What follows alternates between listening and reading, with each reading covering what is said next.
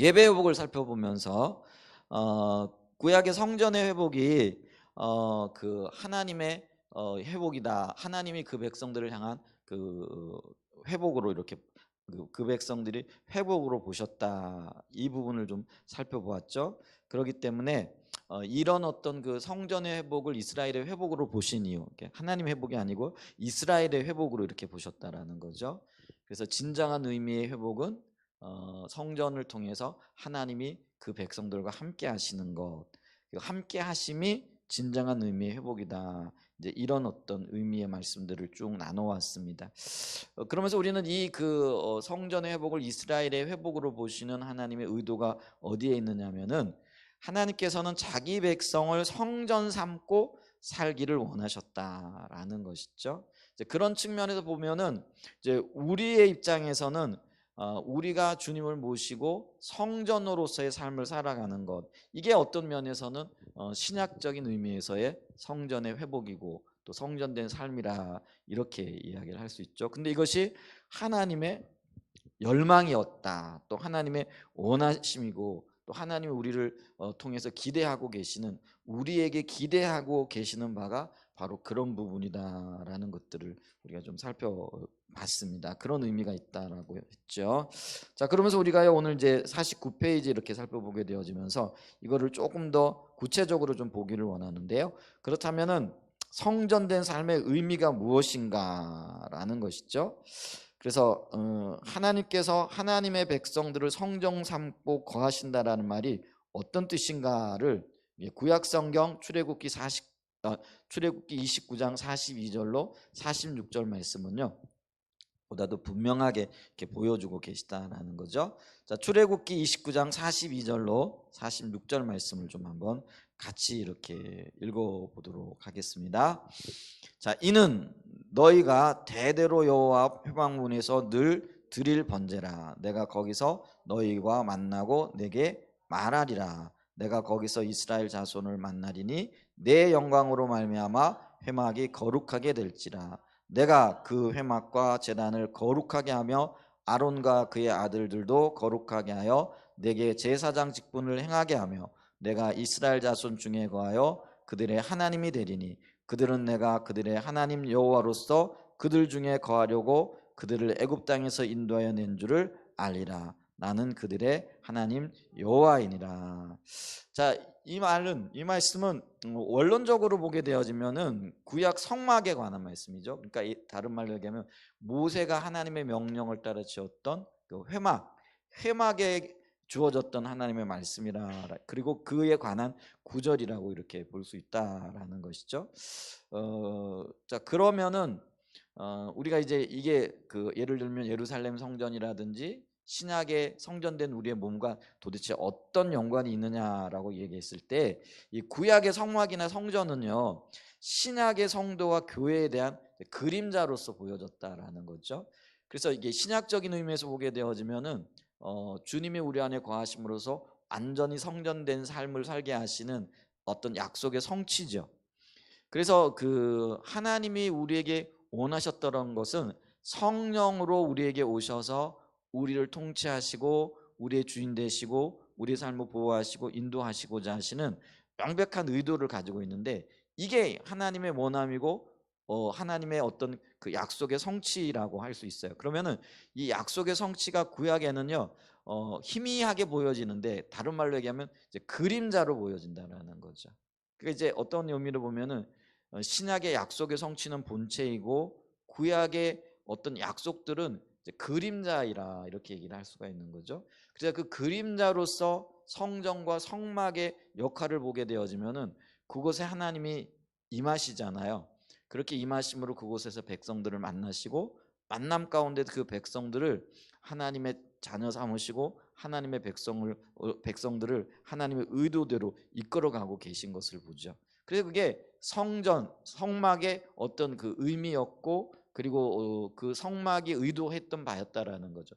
그래서 이 성막이라는 것도요, 만남의 장소라는 그런 의미입니다. 우리는 근데 거룩한 장막이라 이렇게 할 수 있지만, 원래 이제 원어적인 의미를 보게 되어지거나, 또 영어 성경에도 그걸 명확하게 이렇게 얘기를 하죠. 그래서 만남의 장소인데 그곳에서 누구를 만나는 거죠? 하나님을 만나는 거죠. 백성들이.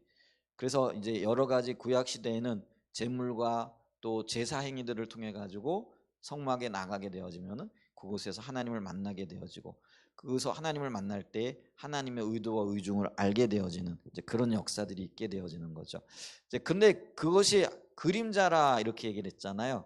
근데 그 그림자가 본체로 나타나는 것이 뭐냐면은 우리의 육신을 성전 삼으시고 성령이 오셔서 이제는 아예 거주하시면서 그곳에서 그 백성들을 만나 주실 뿐만 아니라 하나님의 의중과 의도를 드러내시고 그 의중과 의도를 따라 살아갈 때 하나님의 생명으로 충만하게 하시길 원하셨다라는 것이죠. 그러므로 우리는 이 구절들을 이렇게 보면서요, 하나님의 열망이 어디에 있는가, 그리고 이 하나님의 열망이라는 걸 다른 말로 얘기하면 하나님의 계획이다, 하나님의 비전이다, 이렇게 볼 수 있다라는 것이죠. 자, 그래서 좀 읽어보죠. 42절에 보면 이는 너희가 대대로 여호와 회막문에 늘 드릴 번제는 내가 거기서 너희와 뭐라고요? 만나고 내가 내게 말하리라, 이렇게 얘기를 하죠. 그래서 만나고 말하고 교제하는 가운데 그곳에 하나님의 영광이 있게 되어지고 그 회막이 거룩하게 되어지는 거죠.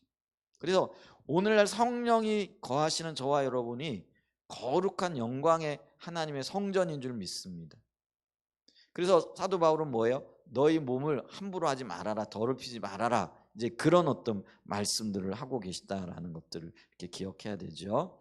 그래서 우리는요, 하나님이 성전에 거하심으로써 그 백성들의 왕으로서 주권자로서 다스리시고 또 하나님의 의도와 의중을 이루어 가기를 원하셨던 그 열망을 신약 시대에 오게 되어지면은 이제 그 백성들 가운데 거하시면서 주님의 그 백성들을 통치하시고 인도하시고 보호하시고 영광스럽게 하시기를 원하시는 하나님의 마음을 볼 수 있다라는 거죠. 그래서 우리가 이 구절들을 통해서 하나님이 원하시는 것, 이거를 이제 하나님의 비전이라 이렇게 볼 수도 있는데요, 하나님의 비전들을 요약하면은 한 5가지 정도의 그런 어떤 그 이야기가 나올 수 있다라는 거죠. 그래서 첫 번째를 보면은 하나님은 하나님의 백성들 가운데 영광으로 임하기를 원하신다라는 것이죠. 이게 참 놀라운 일이죠. 하나님은 자기 백성들을 통하여 영광 받기를 원하시는 분이잖아요. 그래서 친히 거하심으로써 영광으로 임하기를 원하셔서 영광 받기를 원하시는 하나님인 것을 이렇게 보죠. 자, 이걸 이제 다른 말로 얘기하면 어떤 말은 어떤 의미에서는 다 같은 의미일 수 있지만 약간 표현이 달라요. 그래서 50페이지에 보게 되어지면 두 번째 뭐냐면 하나님은 하나님의 백성들 가운데 거하기 원하신다. 영광으로 오셔서 그 백성들 가운데 자리 잡고 거하기를 원하신다라는 거죠. 자, 근데 이거는 또 다른 말로 얘기하면 왜 거하기를 원하시느냐? 작은 세 번째로요, 하나님은 하나님의 백성들 가운데서 운행하기를 원하신다라는 거죠. 운행이라는 건 뭐냐면 뜻을 가지고 뜻대로 이끌기를 원하신다라는 그런 의미도 되어진다라는 것이죠. 자, 4번을 보면은요, 하나님은 하나님의 백성들을 어떻게 하신다고요? 만나주기를 원하신다.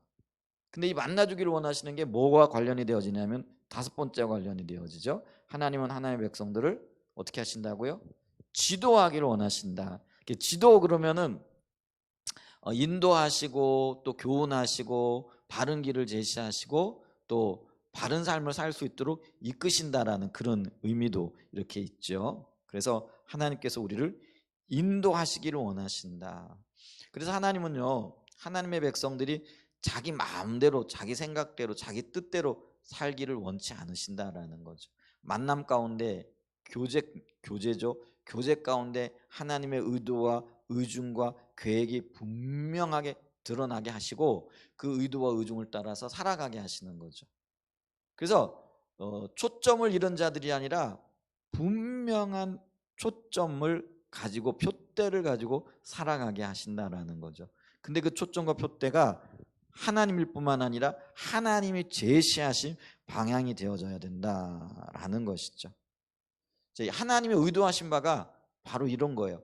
그러니까 성막을 만들어 놓으시고 그 성막 가운데에서 그 백성들을 만나기를 원하셨던 그 하나님의 의도가 바로 이런 것들이었다라는 거죠. 이거는 그 백성들을 향한, 이스라엘 백성들뿐만 아니라 신약의 교회들을 향한 하나님의 마음이고 하나님의 의도라는 거죠. 이걸 이제 하나님의 비전이라 이렇게 표현을 하고 있는데요. 우리가 이 비전이 얼마나 크고 놀라우냐라는 거죠. 근데 이 하나님의 비전을 이스라엘 백성들이 다 이해하지 못했잖아요. 그래서 하나님께서는요, 이 비전의 성취를 위해서 예수님을 보내시고 고난받게 하시고, 고난 받으셨을 뿐만 아니라 십자가에 못 박혀 죽으시고 다시 살아나게 하심으로써 이 그 성 다시 살아나게 하시고 승천하시고 난 다음에 성령을 우리 가운데 보내주심으로써 이거를 성취해 가신다라는 거죠. 이게 참 놀라운 겁니다. 근데 이제 어떤 면에서 보면은 모세의 성막이 우리가 BC 1400년대에 이렇게 세워지잖아요. 근데 예수님이 십자가에 못 박혀 죽으시고 또 다시 살아나시고 부활 승천하시고 난 다음에 성령이 오시게 되어지는 거를 우리가 이제 그때를 이제 예수님이 오신 때를 AD와 BC를 가르는, 그러니까 기원전 기원 후 이렇게 나누잖아요. 그러면 이제 30년 전후가 되어지겠죠. 예수님께서 33년 동안 이 땅에 오셔서 육신의 몸을 가지고 이 땅에 사셨으니까요.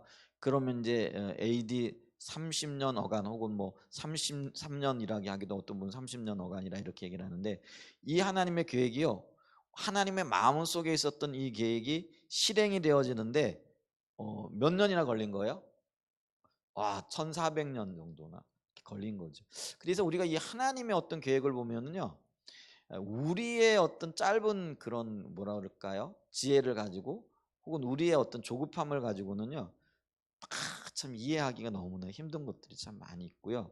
근데 우리는 내 당대에 혹은 내 때에 내가 원하는 것들 보기를 원하고 이루어지기를 원하지만은 하나님은요, 그렇게 일하시지 않는다라는 거죠. 하나님의 일하시는 방법을 보게 되어지면은요, 하나님은 어떤 때는요, 대를 이어서 역사하기도 하시고요, 한 세대를 이어서 역사하기도 하시고요, 어떤 때는요, 한 나라 한 왕조들을 바꿔가면서도 일하고 계시다라는 거죠. 그래서 아브라함에게 주신 약속이 이삭에게로 이어지고, 이삭에게 이어진 그 약속이 야곱 요셉의 때에 가가지고 이루어지는 거예요.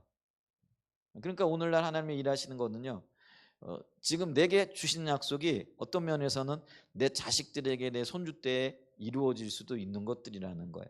그러니까 우리가 조급해서는 절대로 안 됩니다. 그래서 좀 우리는 다만 하나님의 뜻을 알려고 하고 밝혀진 그 말씀들을 붙잡고 하나님 인도를 따라서 한 스텝씩 가면 됩니다. 한 걸음씩 한 걸음씩 가면 될 줄 믿습니다.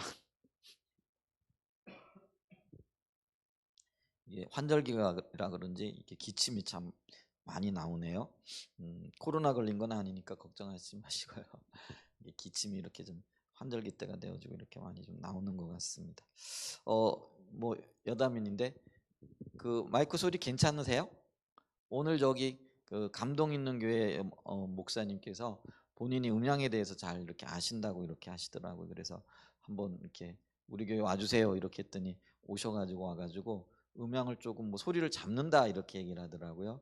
그래서 조금 이렇게 잡아주셨어요. 그러니까 이 마이크하고 이 마이크 뭐 소리를 뭐 높이고 뭐 낮추고 이러면서 훨씬 좋아졌다고 이제 본인은 얘기하고 하셨는데 좋아졌겠죠? 저는 잘 모르니까.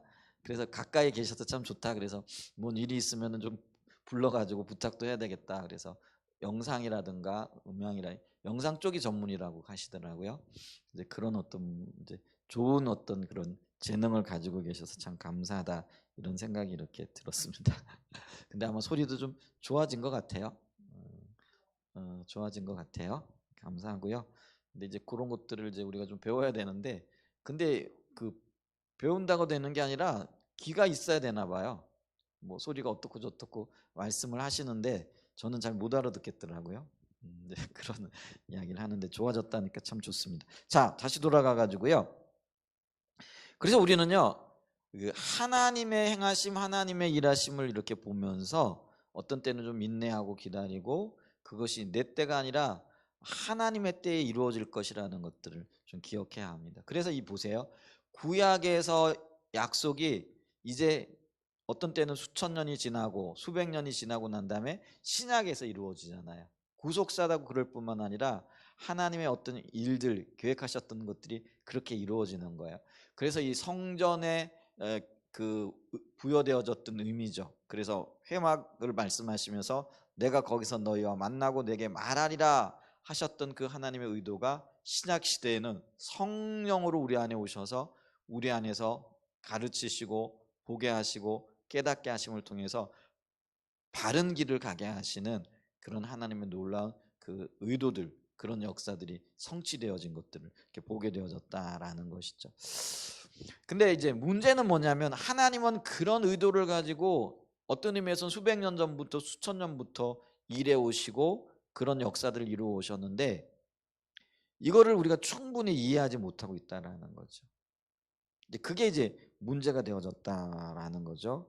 그렇기 때문에 이 하나님의 비전, 하나님의 원하심, 열망을 이렇게 보면서 오늘날 우리들이 깨어 있어야 할 필요가 있을 뿐만 아니라 하나님의 의도대로 회복되어야 할 절실한 필요가 있다라는 거죠.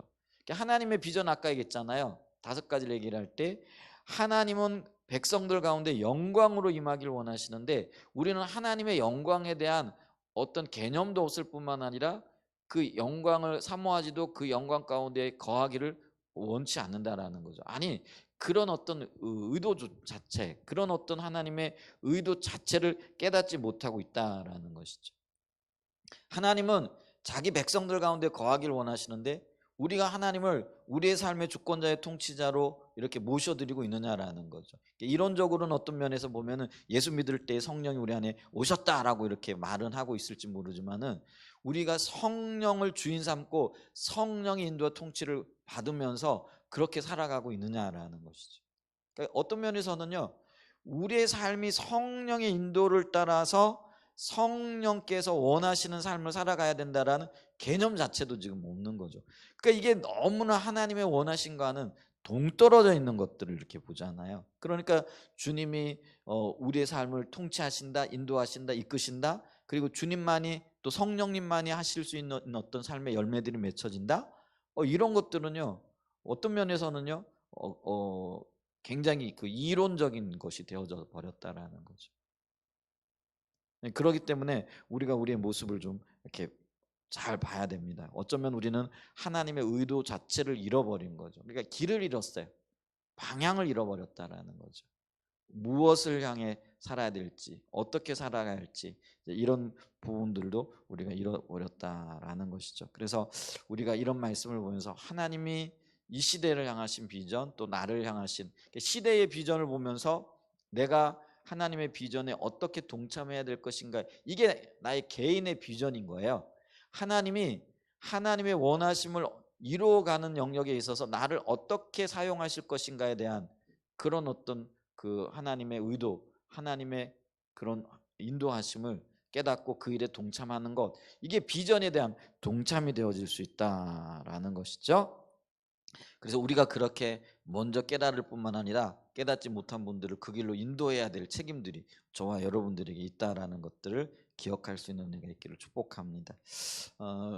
근데 좀 안타깝게도 이제 그런 방향을 향하여 달려나갈 우리들이 어떤 면에서 보면은 그냥 우리끼리 그냥 그 모든 에너지를 이렇게 써버리면서 어떤 면에서는 내적인 다툼을 하고 또 하나님이 원하시는 어떤 방향이 아닌 곳에 우리의 초점을 맞추고 있는 우리의 모습들을 보면서 우리가 좀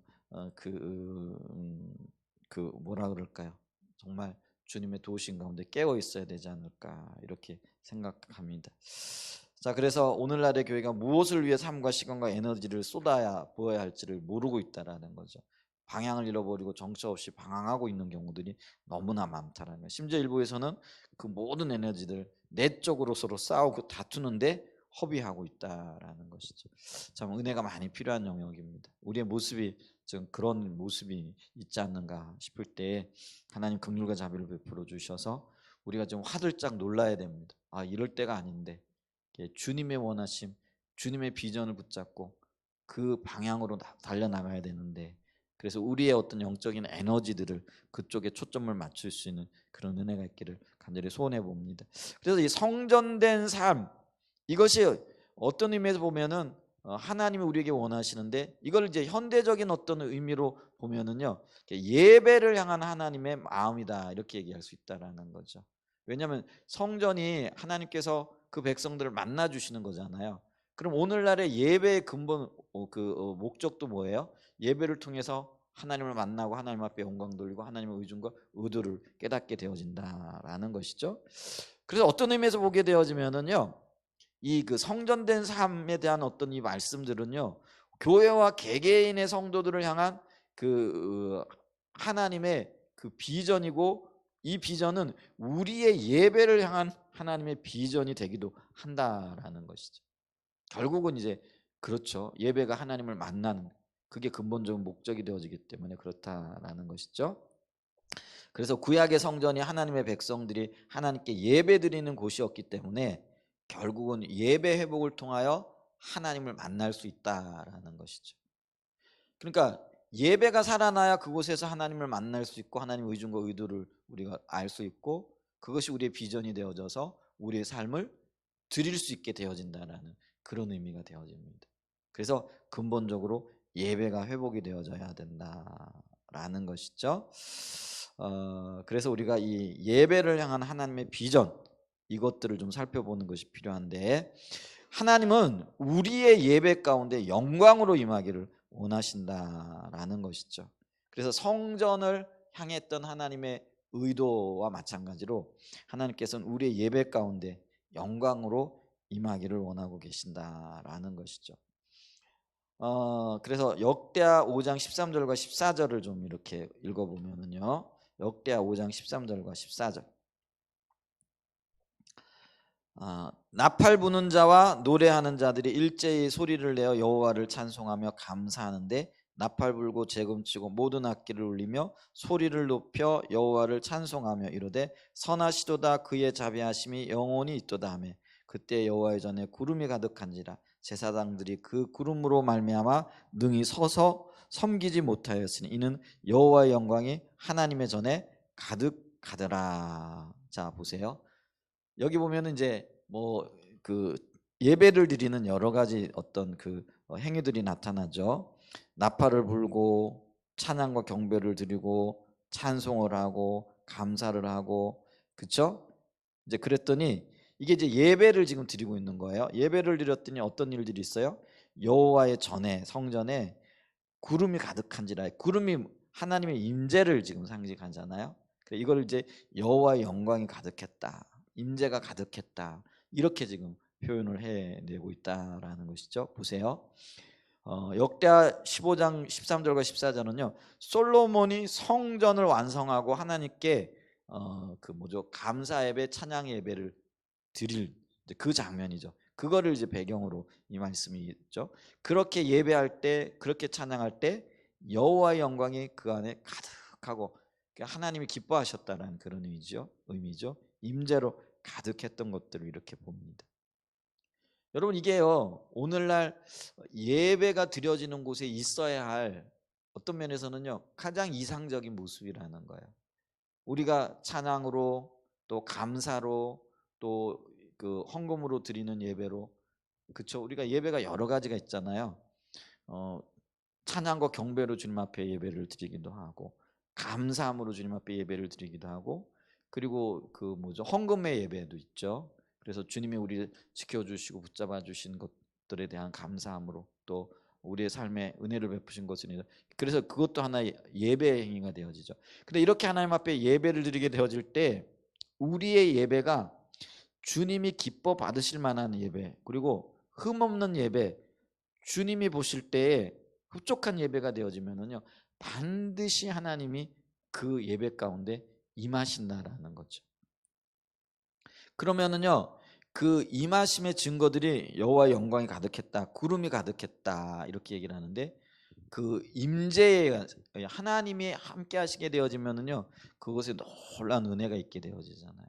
자, 우리가 예수님의 생애를 보게 되어졌을 때도 예수님께서 그 백성들과 함께 하시고, 그게 이제 어떤 의미에서 보면은 하나님의 임재잖아요.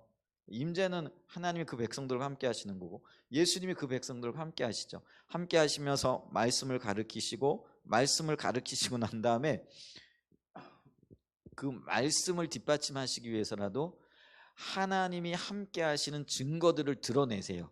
근데 그 증거들이 어떻게 나타나요? 병든 자들이 치유받고, 또 뭐죠?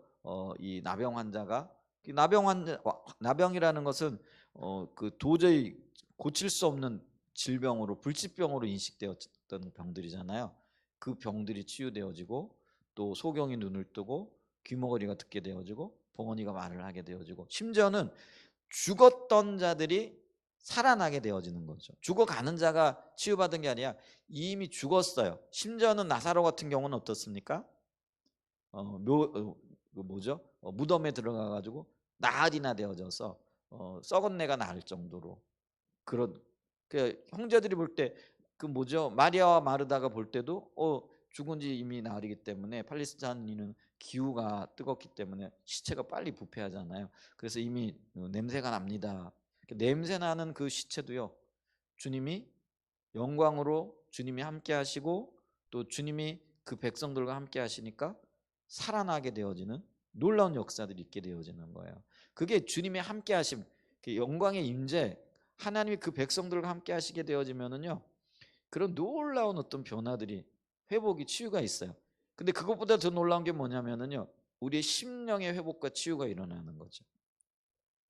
근데 이게요, 심령이 회복되어지고 심령이 치유되어지면은요, 반드시 육체적인 어떤 현상들, 그러니까 현상을 추구하는 건 아니지만은 병든 몸들, 또 그 뭐라 그럴까요? 그 수년 동안 이렇게 고통스러워하는, 또 영적으로 억압 가운데 있었던 분들도 치유되어지고 회복되어지는 놀라운 역사들이 나타날 줄 믿습니다. 아멘. 근데 이제 오늘날 보면은요, 그런 현상들이 나타나는 교회들도 있더라고요, 보니까요. 근데 많은 경우 은사로 나타날 수도 있고, 정말 주님의 함께 하심으로 나타날 수도 있는데, 어쨌거나 그런 일들이 나타나는 건 참 감사한 일이에요. 그런 일들이 있다는 게. 근데 대부분의 경우는 어때요? 아무 이유 없이 그냥 지나가잖아요. 그냥 예배 드리기 전이나 예배 드린 후나 아무런 변화가 없고, 또 주님이 우리를 방문하셨다, 주님 우리와 함께 하셨다라는, 이제 그걸 어떤 면이면 내적으로도 알게 되어지고 외적으로도 우리가 예배 가운데 이렇게 들어가게 되면 알게 되어지잖아요. 근데 많은 경우 아무런 내적인 어떤 비침도 없고 외적인 어떤 그런 것도 없는 거죠. 그러니까 그거는 뭐예요? 주님이 오셨는데도 우리가 무감각하기 때문에 모를 수도 있어요. 그거는 우리가 인정해요. 근데 한편으로 뭐예요? 주님이 방문 안 하셨을 수도 있다라는 거예요. 그러니까 아무런 변화가 없는 거죠. 그냥 예배 드리기 전이나 예배 드리기 후에, 우리가 그런 걸 추구하는 건 아니지만, 주님이 우리를 방문하지 않으셔도, 영광으로 임하지 않으셔도 우리는 당연히 예배하는 자리에 서야 됩니다. 아멘. 그런데 역설적이게 우리의 예배가 바른 예배가 되어지고 하나님이 기뻐 받으실 만한 그런 예배가 되어졌다라고 한다면은요, 하나님의 영광의 구름이 솔로몬 성전에서 예배드릴 그때 임했던 것처럼 오셔야 된다라는 거예요. 그 오시길 원하신다라는 거예요. 왜냐하면 주님은 예배 가운데 함께 하기를 원하시고 계시기 때문에, 예배를 통하여 영광 받기를 원하시기 때문에. 아멘. 그래서 우리가 이 아버지의 열망을 알면서요, 우리가 예배를 제대로 된 예배, 주님이 기뻐 받으실 만한 예배, 주님이 임재 가운데 우리 가운데 생명으로 역사하실 만한 그런 예배를 우리가 사모해야 될 줄 믿습니다. 아멘. 그게 구약에나 가능하고, 이 솔로몬 때나 가능하고, 또 특별한 때나 가능한, 그게 아니에요. 주님은 어제나 오늘이나 영원토록 동일하실 분이 아니라, 어쩌면은요, 우리는 신약 시대에 하나님의 영광을 구약 성도들보다도 훨씬 더 선명하게 볼 수 있는, 그리고 봐야 될, 우리는 하나님의 어떤 계시들이요, 구약의 어떤 그 성도들보다도 훨씬 더 신약 교회에 많이 지금 이미 드러났고 보여졌어요. 근데 그걸 보고도 우리가 어쩌면은요, 구약 시대의 성도들보다도 더 못한 어떤 예배를 지금 드리고 있지 않는가 하는 부분들을 좀 살펴봐야 된다라는 것이죠. 그래서 그런 거 생각하게 되어지면은요, 참 안타깝습니다. 우리가 예배를 향해서, 예배를 어떻게 예배를 드려야 될 것인가, 예배를 드릴 때 우리 안에 어떤 일들이 일어나야 될 것인가, 그러니까 일어나야 될 것은 기대가 되어지고 보여지는데 안 일어나고 있다라는 거죠. 이제 그런 어떤 안타까움이 있다라는 거죠. 자, 레위기 9장 23절과 24절을 좀 이렇게 보면은요. 모세와 아론이 회막에 들어갔다가 나와서 백성에게 축복하며 여호와의 영광이 온 백성에게 나타나 불이 여호와 앞에서 나와 제단 위에 번제물과 기름을 사른지라 온 백성이 이를 보고 소리 지르며 엎드렸더라. 이게 어떤 장면이냐면요. 성막 봉헌식을 하고요. 그 예배를 드렸더니 하나님이 너무 기쁘셨던 모양이세요. 그래가지고 어떤 일이 있었어요? 여호와의 영광이 온 백성에게 나타났는데 그게 불로 나타났어요. 그래서 여호와의 불이 제단 위에서 번제물과 기름을 막 사른 거예요. 그러니까 있잖아요. 우리가 상식적으로 보면은 번제를 사를 때 우리가 불을 붙여야 되잖아요. 근데 불을 붙이지도 않았는데 마치 그 엘리야가 그 뭐죠? 그 850대 1의 영적인 전쟁을 벌일 때 제단에 불이 내려가지고요. 불을 붙이지도 않았는데 심지어는 어떻게 했어요? 그 제물들 위에 물을 갖다가 그 뭐죠? 그 4번을 갖다가 들이붓잖아요. 그 얘기는 뭐예요? 이게 절대로 자연 발화라든지 사람이 붙여서는 그게 태워질 수 없는 거예요. 물이 축축할 정도로. 그런데 하늘에서 어떻게 해요? 불이 내려와 가지고 제단의 모든 제물들을 불살라 버리는 거잖아요. 이게 하나님이 오신 거예요. 하나님이 개입하신 거죠. 그런 것처럼 이 그 성막을 이렇게 하고 그 봉헌식을 이렇게 할 때 하나님이 그 성막 봉헌을 받으시고 너무 기쁘셔 가지고요. 하나님께서 하나님의 불로 제단을 그 번제들을 사르고 하나님이 함께하고 계시고 이 예배를 받으시고 제물을 받으셨다라는 그런 거를 이제 드러내게 되어지는 거잖아요. 그래서 여호와의 영광이 임했다. 그래서 여호와의 영광이 온 백성에게 나타났다. 이렇게 이야기를 하고 있다는 거죠. 이것도 보면서 참 우리가 백성들은요 그게 너무나 두려웠던 거죠. 근데 어떤 면에서 이게 너무나 이렇게 하나님의 영광이 너무나 놀라가지고요. 어떨 때는 그걸 보면 경외함이 생기잖아요. 두려움이 생기잖아요. 그래서 오죽하면 그만해 주세요, 그만해 주세요 이렇게 얘기할 정도로 이제 그런 거잖아요. 정말 사모되어지는 겁니다. 하나님의 영광이 얼마나 놀라운지 주님 이제 그만하셔도 될 것 같아요. 하나님 이제 충분해요. 이런 고백이잖아요. 그런 고백이 드려질 수 있는 우리의 예배가 참 되어졌으면 참 좋겠습니다. 그래서 예배 때마다 주님이 오셔서 우리를 통치하시고 영광 받으시고 또 주님이 생명으로 임하셔서 하나님이 함께 하시는 그런 어떤 역사들이 나타나는 거죠. 그러기 위해서는요. 우리의 예배가 교정되어야 할 필요가 있어요. 우리가 어떻게 예배를 드려야 될까? 예배를 드리는 기준이 뭐예요? 우리가 요한복음 5장 24절을 보면 뭐예요? 예배하는 자는 신령과 진정으로 예배할지니 이렇게 얘기하잖아요. 영으로 진리에 기초해서 우리의 생각과 우리의 어떤 의도가 아니라 오직 주님이 기뻐 받으실 만한 그런 어떤 자세와 태도를 가지고 주님 앞에 예배를 드려야 된다라는 것이죠. 그런데요. 이렇게 제대로 예배가 드려지는 곳에 영광으로 임하셨던 그 하나님께서 오늘날에도요. 동일한 열망을 갖고 계신다라는 거죠. 그래서 하나님의 백성들의 저와 여러분들이 드리는 예배 가운데 영광으로 임하기를 원하시는데 그것이 하나님의 열망이라는 것이죠. 그렇기 때문에 우리는 공적인 예배를 모일 때뿐만 아니라 물론 이제 이게 공적인 예배 때 우리 가운데 영광으로 임해 주시기를 소망하고 열망하고 기대하고 또 우리의 어떤 예배의 습관적인 예배가 되어지지 않도록 늘 깨어 있어야 할 그런 열망이 저와 여러분들이 있기를 간절히 소원해 봅니다. 자, 그러면서 영광으로 임하기를 원하시는 주님, 더 나아가 영광으로 임하셔서 하나님은요 예배 가운데 영광으로 임하셔서 그 하나님의 백성들 가운데 거하기를 원하신다라는 거죠.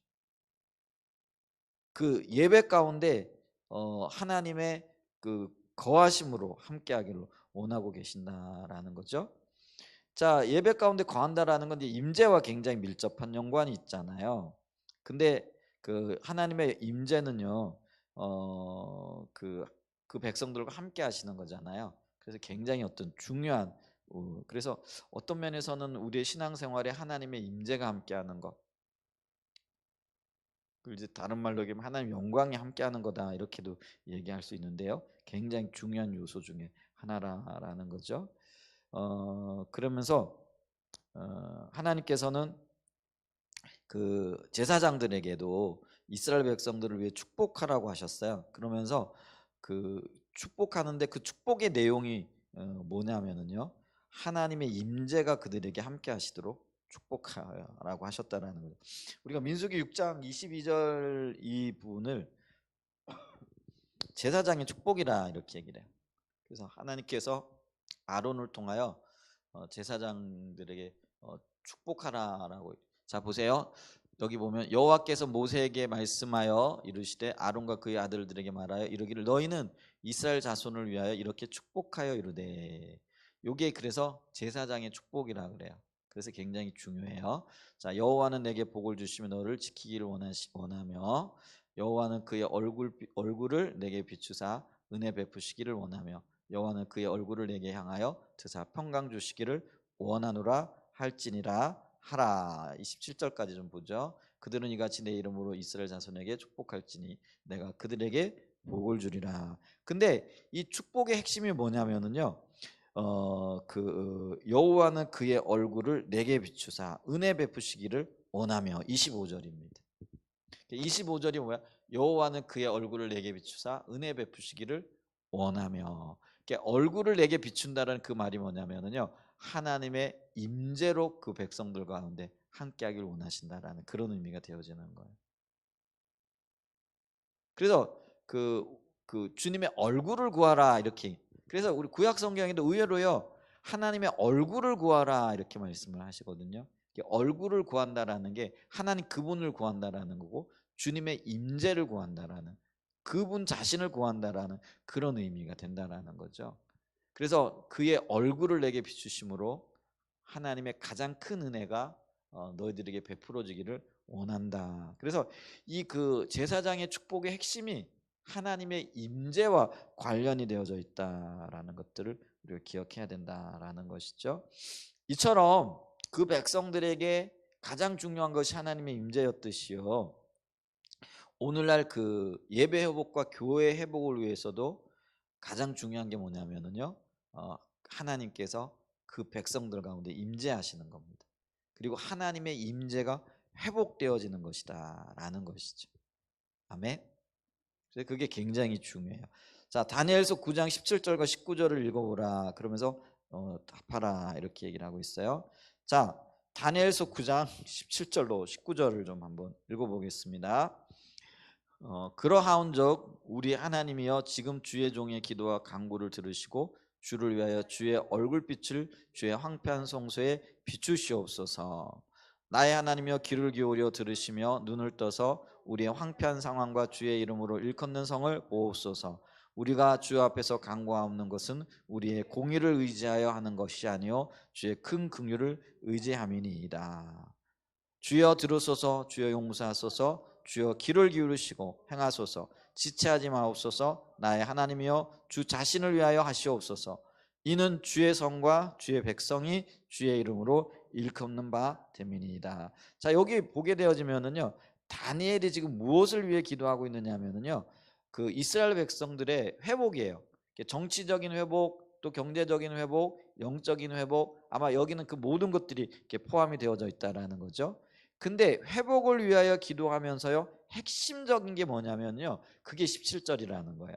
그 17절이 뭐예요? 아까 얘기했어요. 그러한즉 우리 하나님이여 지금 주의 종의 기도와 간구. 어떤 기도요? 회복을 위한 기도를 지금 하고 있다는 건데. 근데 회복을 위한 기도와 간구를 하는데 그 기도를 들어주셔서 뭐라는 거예요? 주님을 위하여 그 백성들을 위하여 어떻게 하라는 거예요? 주의 얼굴빛을 주의 황폐한 성소에 비치소서. 아까 주의 얼굴빛이 주님의 임재와 관련이 있다라고 이렇게 얘기를 했잖아요. 그래 그 주의 임재를 황폐한 성소, 무너진 예배 가운데, 그러니까 예배가 드려지는 곳이 성전이라고 그랬잖아요. 근데 그 성소가 황폐되어졌다라는 거는 문자적으로 얘기해서 예루살렘 성전이 무너졌다라는 그런 의미도 되지만은 영적으로 얘기하면 뭐예요? 예배가 무너져 있고 하나님의 백성들이 무너져 있고 하나님과의 관계가 무너져 있다라는 그런 의미가 되어진다라는 거예요. 그런데 주님의 영광의 임재로 함께 하시면은 어떻게 되는 거예요? 그 백성들이 회복되어지고 무너진 관계가 회복되어지고 또 황폐했던 그 관계들이 회복되어진다라는 그런 의미가 되어지는 거예요. 그래서 회복을 위한 기도를 하면서 하나님의 영광의 임재를 구하고 있는 다니엘의 기도를 우리가 기억해야 된다라는 것이죠. 자, 시편 80편 1절과 7절에도 보면은요. 똑같은 그런 의미입니다. 시편 80편 1절로 7절을 좀 보죠. 자, 요셉을 양떼같이 인도하시는 이스라엘의 목자여. 요셉은 이스라엘을 가리키죠. 요셉을 양떼같이 인도하시는 이스라엘 목자여, 귀를 기울이소서. 그룹 사이에 좌정하신 이여 빛을 비추소서. 에브라임과 베냐민과 므낫세 앞에서 주의 능력을 나타내사 우리를 구원하러 오소서. 하나님여 우리를 돌이키시고 주의 얼굴빛을 비추사 우리가 구원을 얻게 하소서. 만군의 하나님 여호와여, 주의 백성의 기도에 대하여 어느 때까지 노하시리이까? 주께서 그들에게 눈물의 양식을 먹이시며 많은 눈물을 마시게 하셨나이다. 우리를 우리 이웃에게 다툼거리가 되게 하시니 우리 원수들이 서로 비웃나이다. 만군의 하나님이여 우리를 회복하여 주시고 주의 얼굴의 광채를 비추사 우리가 구원을 얻게 하소서. 19절에도 마찬가지예요. 만군의 하나님 여호와여 우리를 돌이켜 주시고 주의 얼굴의 광채를 우리에게 비추소서. 우리가 구원을 얻으리이다. 자, 하나님 시편의 그 시인이 지금 이스라엘 백성들의 구원을 위하여 기도하고 있잖아요. 근데 이 구원을 위해서도 지금 뭐가 반복적으로 지금 언급이 되어지고 있느냐면은 우리에게 하나님의 얼굴빛을 비추어 달라는 거예요.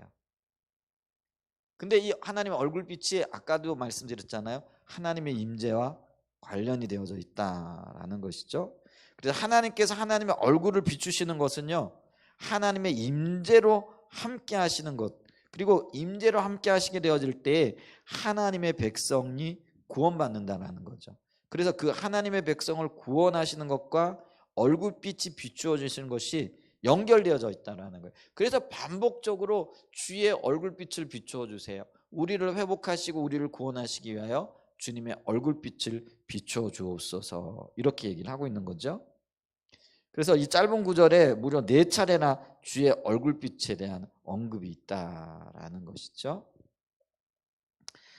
자, 그랬을 때 우리가 시편 23편 3절에도 보게 되어지면은 이스라엘의 찬송 중에 계시는 주여, 주는 하나님 어디에 계신다라는 거예요?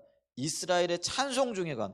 여기서 찬송한다라는 거는 예배와 관련이 되어져 있는 거예요. 시편 23편 3절. 22편 3절이에요. 22편 3절.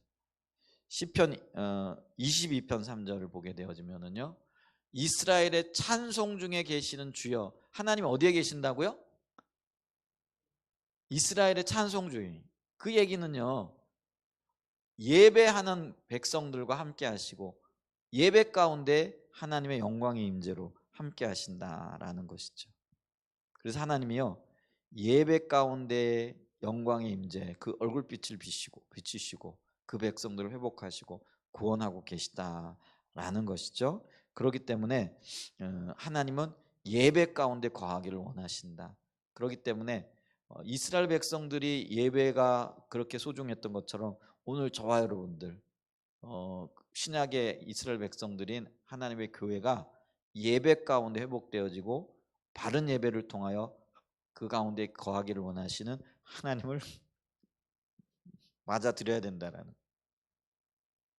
주님이 우리 가운데 임하시게 하셔야 된다라는 거죠. 근데 그게 찬송 중에 거하시는 하나님, 우리의 예배 가운데 거하시는 하나님, 예배가 성공적으로 드려질 수 있는 그런 은혜가 있기를 축복합니다. 그래서 그 예배 가운데 거하시면서 하나님이 뭘 원하시는 거냐면요, 운행하기를 원하신다라는 거죠. 운행한다는 움직인다라는 거죠. 뭘 위해 움직일까요? 하나님의 뜻과 목적이 이루어지길 위하여 일하고 계신다라는 것이죠. 그래서 우리가 그 일도요, 하나님으로부터 오지 않은 일들은 내 일이 되어지고 내 욕심이 되어질 수 있고요, 하나님과 상관없을 수 있는 일들이 되어져요. 근데 예배 가운데 우리가 하나님을 만나고 하나님으로부터 듣고 하나님께서 의도하신 말을 이루어가게 되어질 때, 그게 하나님 일하심이잖아요. 놀라운 하나님의 역사들을 경험하게 되어지고 하나님께서 맺고자 하시는 그 일들을 보게 되고 경험하게 된다는 거죠. 그래서 고린도후서 6장 16절을 이렇게 보게 되어지면은요, 하나님의 성전과 우상이 어찌 일치가 되려, 우리는 살아계신 하나님의 성전이라. 이와 같이 하나님께서 이르시되 내가 그들 가운데 거하며 두루 행하여 나는 그들의 하나님이 되고 그들은 나의 백성이 되리라. 자, 하나님이 성전인 교회, 저와 여러분들을 성전 삼고 지금 하기를 원하시는 일이 뭐예요? 두루 행하기를 원하신다는 거죠. 두루라는 거는 여러 가지 의미가 있을 수 있잖아요. 그래서 행한다라는 건 하나님의 뜻이 이루어지는 것을 얘기를 하는 거예요. 하나님의 일을 얘기하는 거예요. 그러니까 여러 가지 하나님의 일이 성전된 우리 가운데 임하심으로 이루어지길 원한다는 거죠. 아멘. 성전에 오셔서 하나님이 원하시는 게 뭐냐면 하나님의 역사들을, 여러 가지 하나님의 역사들을 이루기를 원하신다라는 거죠. 그래서 이 두루 행하시는 것도 일하시기 위해, 여러 가지 일들이 이루어지기 위해서는요, 주님이 우리와 함께 하셔야 된다라는 거죠. 그 임재가 있어야 된다라는 거죠. 그래서 하나님은 하나님의 백성들 가운데 거하시면서 그 가운데서 두루 행하기를 원하신다라는 거죠. 하나님께서 두루 행하신다라는 말은 하나님의 백성들 가운데서 놀라운 일들을 행하신다. 이게 하나님의 역사예요. 하나님의 역사는 놀라운 겁니다. 그러니까 우리의 힘과 능력으로 할 수 있는 게 아니에요. 우리의 자원으로도 할 수 있는 게 아니에요. 그렇기 때문에 이거는 굉장히 놀라운 일들이 되어진다라는 거죠. 그래서 하나님께서 두루 행하시는 것의 좋은 예는 광야 생활하던 이스라엘 백성들과 그들과 함께 하시면서 그들 가운데서, 그리고 그들을 위해 놀라운 일들을 행하신 겁니다. 여러분, 광야에서 이스라엘 백성들이 할 수 있었던 것들이 아무것도 없잖아요. 여러분, 반석에서 물이 터지는 거, 그거 사람이 할 수 있는 일 아니죠. 농사 지어가지고 그들이 먹을 거 자급자족한다? 그거 할 수 있던 일인가요? 아니잖아요. 그런데 하나님이 하늘에서 만나와 메추라기를 내리시잖아요. 그 일 자체가 하나님의 놀라운 역사였다라는 거죠. 그런데 그 일을 이루실 때에 하나님께서 그들과 함께 하셨잖아요. 그러니까 이스라엘 백성들이 광야에서 범죄했음에도 불구하고 하나님은요, 한 번도 그들에게 임재를 거두지 않으셨어요. 우리가 그걸 어떻게 알 수 있어요?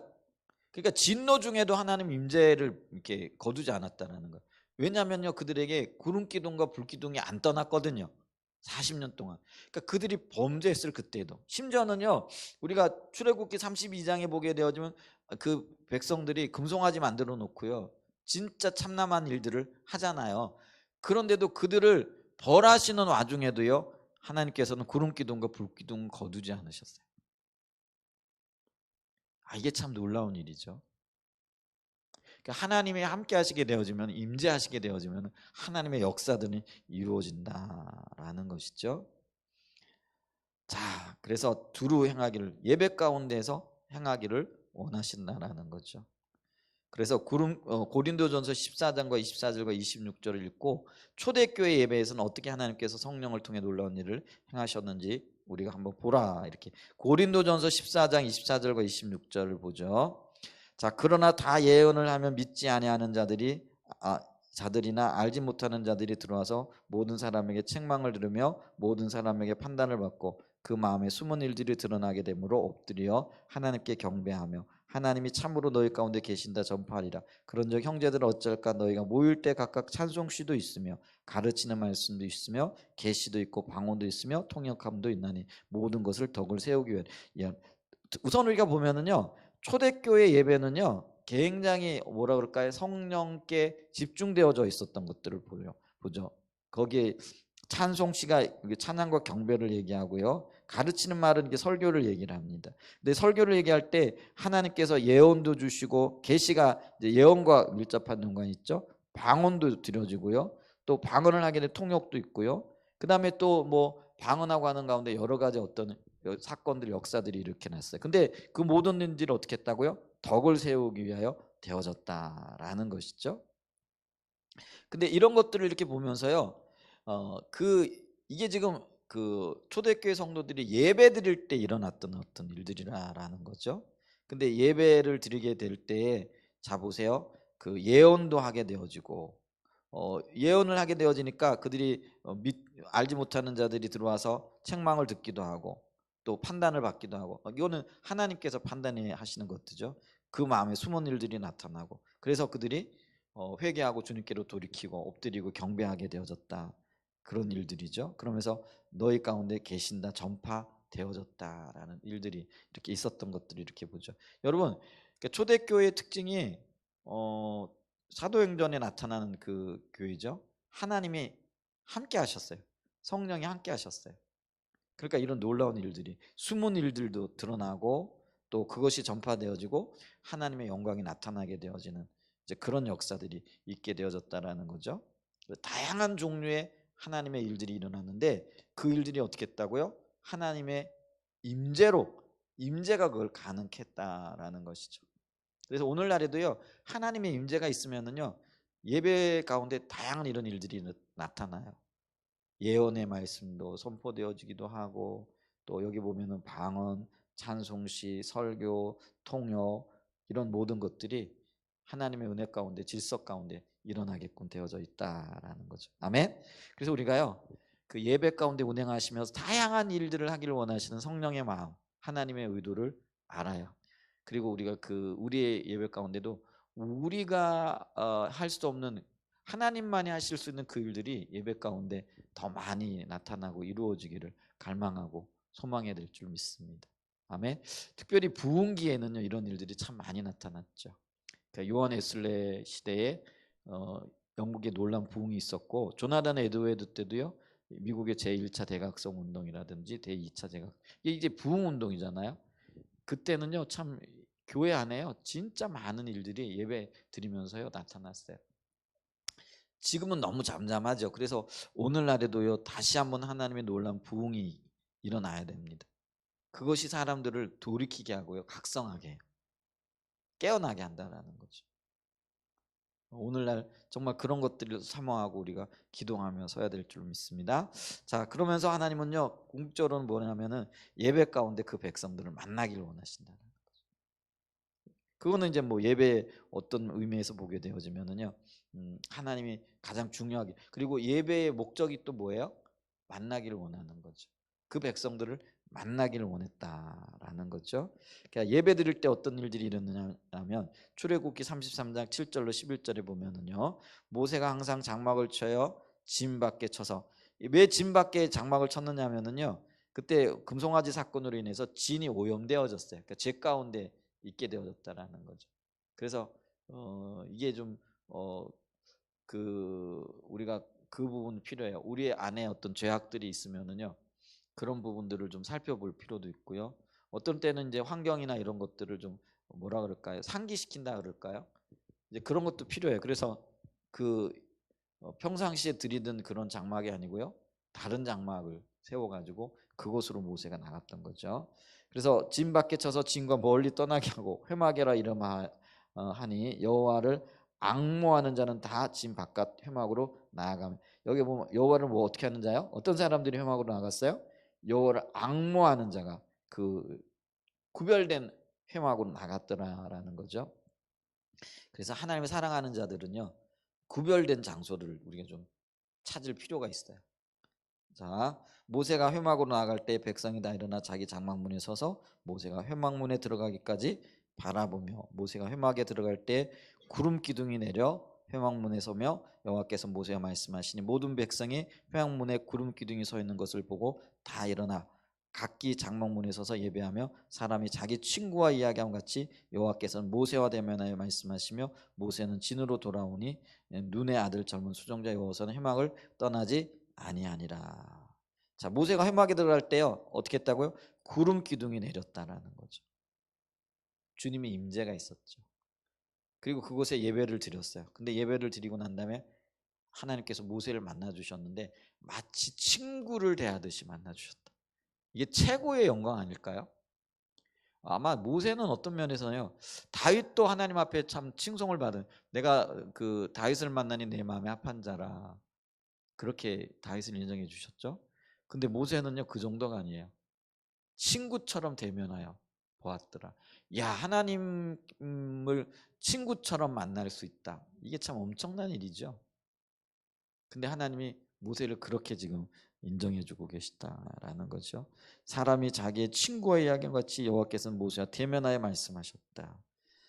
근데요, 여기 참 귀한 말씀이 있어요. 모세는 그냥 그렇게 만나고 돌아왔어요. 근데 눈의 아들 젊은 수종자 여호수아는 회막을 떠나지 아니하였다. 여호수아는요 모세의 그게 너무나 부러운 거예요. 부럽다라는 게요 인간적인 어떤 부러움보다는요 하나님을 향한 갈망, 예배 가운데 주님을 만나고자 하는 그게 있었어요. 여러분 여호수아가요 괜히 모세의 그 후계자가 되어져서 이스라엘 백성들을 이끄는 지도자가 된 게 아니에요. 여호수아는요 먼저 예배의 사람이었어요. 하나님을 갈망하는 그게 있었다고요. 예배 가운데 모세가 그랬던 것처럼 나도 하나님을 만나고자 하는 열망이 있어요. 그러니까 그는요 모세는 떠났는데요 안 떠나고 회막에 머물러서 주님을 구하고 쉽게 하면 예배자로 서 있었다라는 것이죠. 아멘. 이게 우리가 참으로 흠모할 만한 그런 예배의 모습입니다. 예배자의 모습이에요. 모세, 여호수아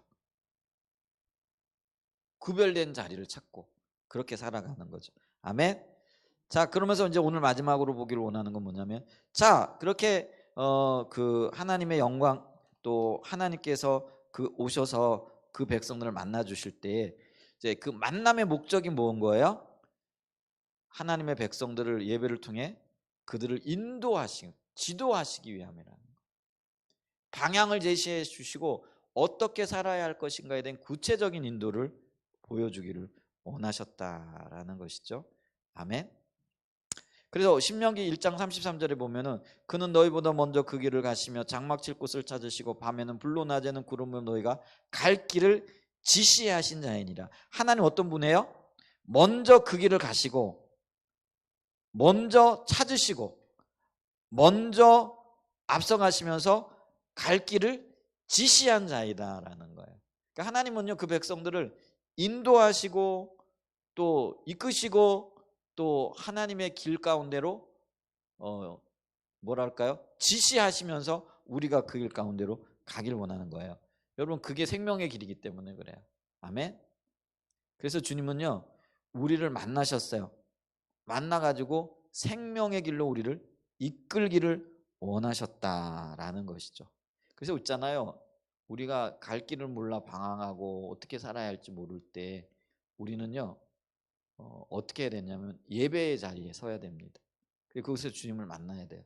그리고 주님으로부터 인도받아야 돼요. 그래서 제대로 된 예배를 드려지게 되어지면 반드시 주님이 오셔서 우리의 길을 제시해 줄 믿습니다. 주실 줄 믿습니다. 그래서 우리가 길을 잘 모르겠다 그럴 때는요 겸손하게 엎드려서 예배자의 자리에 서야 됩니다. 그러면 모세를 만나 주셨던 것처럼 여호수아를 만나 주셨던 것처럼 주님이 길을 제시해 주세요. 어떻게 해야 될지를 알아요. 우리의 삶이 그렇게 가야 됩니다.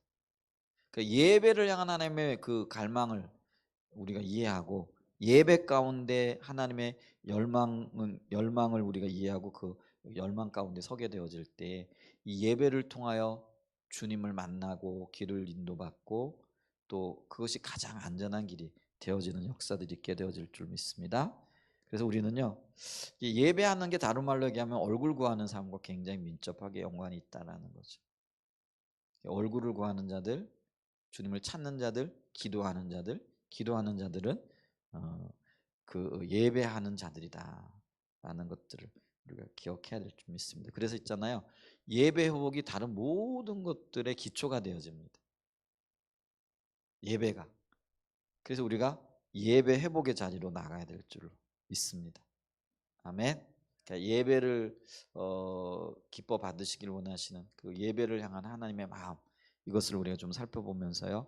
아, 우리가 예배자로서 정말 그 우리의 무너진 예배를 세우고 정말 주님이 기뻐하시는 예배 자리에 서야 되겠구나 하는 그런 그 비추심이 있는 그런 시간 되시기를 예수님의 이름으로 축복하고 축원드립니다. 아멘.